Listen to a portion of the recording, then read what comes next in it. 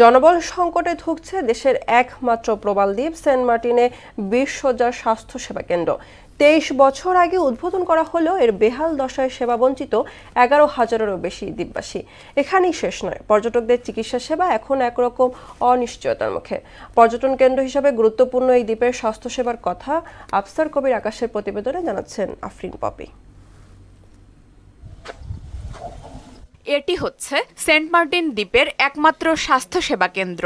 দূর থেকে দেখে আধুনিক হাসপাতাল মনে হলেও কাছে গেলে দেখা যায় ভুতুড়ে পরিবেশ, শুনশান নীরব, রোগীর উপস্থিতি নেই। ২০০২ সালে প্রতিষ্ঠিত হলেও বর্তমানে এটি কেবল কাগজে কলমে ২০ শয্যা। প্রতিষ্ঠার ২ দশক পরেও স্বাস্থ্যসেবা বঞ্চিত হচ্ছেন স্থানীয়রা।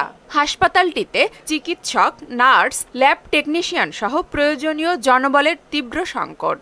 কোনো ডাক্তার নাই, কোনো ১৭ বছরে কোনো আমরা এখানে সেবাটা পাইনি। আমরা একদম যদি জ্বর হয় যে সরকারি হাসপাতালে আসলে কোনো ডাক্তারই আসলে এখানে থাকে না। সাগর উত্তাল থাকায় বর্ষাকালে প্রায়ই টেকনাফের সঙ্গে সেন্ট মার্টিনের যোগাযোগ বিচ্ছিন্ন থাকে।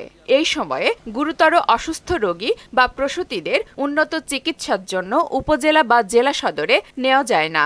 চিকিৎসা না পেয়ে মৃত্যুর মতো মর্মান্তিক ঘটনাও ঘটেছে এই দ্বীপে।